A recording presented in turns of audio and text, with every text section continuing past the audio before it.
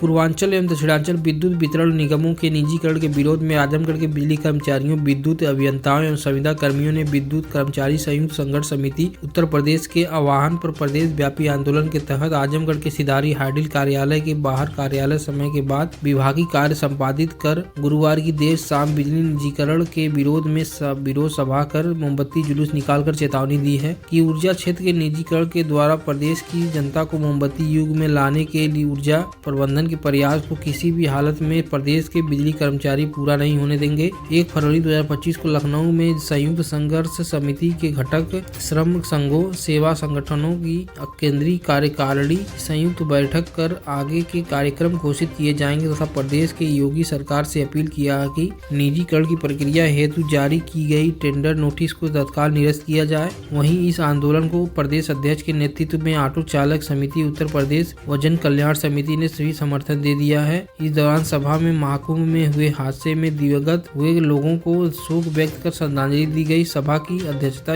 उपेंद्र नाथ चौरसिया, संचालन समिति संयोजक प्रभु नारायण पांडे प्रेमी ने किया है। इस दौरान सैयद मुनव्वर अली, उपेंद्र नाथ चौरसिया, विक्रम वीर सिंह, रोशन यादव, काशीनाथ गुप्ता, रविशंकर गुप्ता, अभिषेक श्रीवास्तव, छोटेलाल, वीरेंद्र यादव, मोहम्मद सईद अहमद, राजेश चौबे सहित बड़ी संख्या में बिजली कर्मचारियों व ऑटो चालकों ने निजीकरण के खिलाफ किए जा रहे आंदोलन का समर्थन किया है।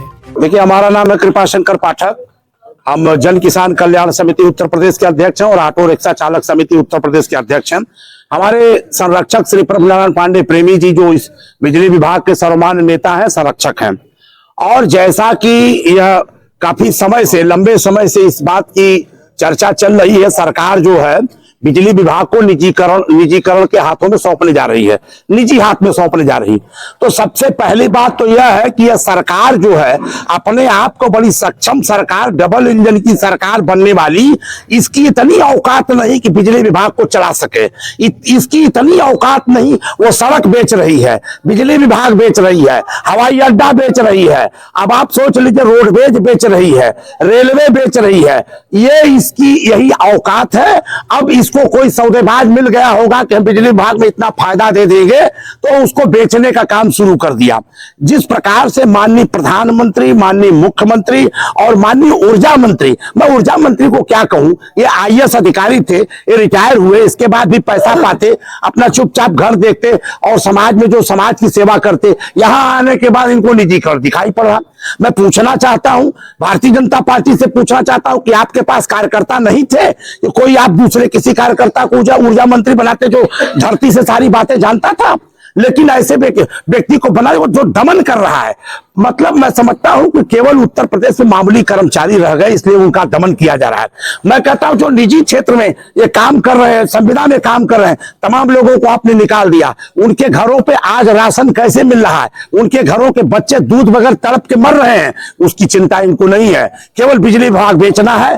तो मैं कहता जब इसी तरह बेचना है, विधानसभा बेच दो, लोकसभा बेच दो, किसी व्यापारी के हाथ में दे दो। क्या जरूरत है तुमको जो है प्रधानमंत्री के पद पर, मुख्यमंत्री के पद पर और ऊर्जा मंत्री के पद पर रहने की आवश्यकता? और इसके बाद आप कहते हैं कि निजीकरण में जाने के बाद हम अधिकारियों को यह छूट देते हैं कि जिस जिले में जाना चाहे वहां चले जाएं, कर्मचारी जहां ट्रांसफर चाहे वहां कर ले, जो रिटायरमेंट लेना चाहते। अरे यह क्या हुआ? सबको रोजी रोटी देने की बात है, स्वेच्छा से रिटायरमेंट क्यों लेगा कोई? आप जबरदस्ती डंडा। और रहा सवाल किसानों का, जब बिजली निजीकरण के हाथ में जाएगी, अन्य प्रदेशों में आप देख लीजिए बिजली 3 गुना, 4 गुना, 5 गुना जो है बिजली का दाम बढ़ा है। और आज गरीबों, डॉक्टर भीमराव अंबेडकर जी ने संविधान में बनाया है कि बिजली को निजीकरण क्षेत्र में नहीं दिया जाना चाहिए। इसके बाद ये संविधान की यही बात मानने वाले हैं। मैं पूछना चाहता हूं जो गरीब आदमी, जो आज जिनके घरों पर कोई रोजी रोटी करने वाला नहीं है, ये बिजली विभाग दौड़ करके कितने सालों से अपने कंधे पर खंभा लगा करके गांव में बिजली जलाया है। आप जरा पूछे उसकी आत्मा से कि जब वो जो 3 रुपए की बिजली, 14 रुपए का बिजली जब पाएगा तो कहां से बिजली का बिल देगा? इतना तो दे ही नहीं पा रहा, वहां कहां से देगा? ये सरकार का दमन चक्र है। हम इसका विरोध करते हैं, किसान विरोध करते हैं, मजदूर विरोध करते हैं। और ये सारे मजदूरों के बेटे जिनको पढ़ाई लिखाई करनी है, आज बिजली की इतनी आवश्यकता है कि मिट्टी का तेल है ही नहीं। अगर मिट्टी का तेल होता तो हम नहीं कहते, जो मनसो करते। मिट्टी का तेल नहीं है, बच्चे इसी से पढ़ेंगे।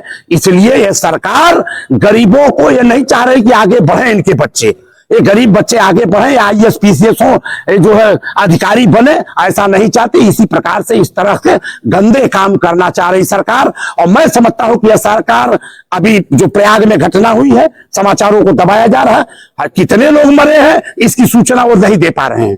तो ये इनकी व्यवस्था यही है, बहुत नाम, मतलब झूठी बात बोलने का इनका यही है। तो मैं इतने कहना चाहता हूं कि यदि बिजली विभाग को आवश्यकता पड़ेगी तो ऑटो रिक्शा चालक समिति, जन किसान कल्याण समिति इनके साथ हर कदम पर सड़क पर उतरने को तैयार है।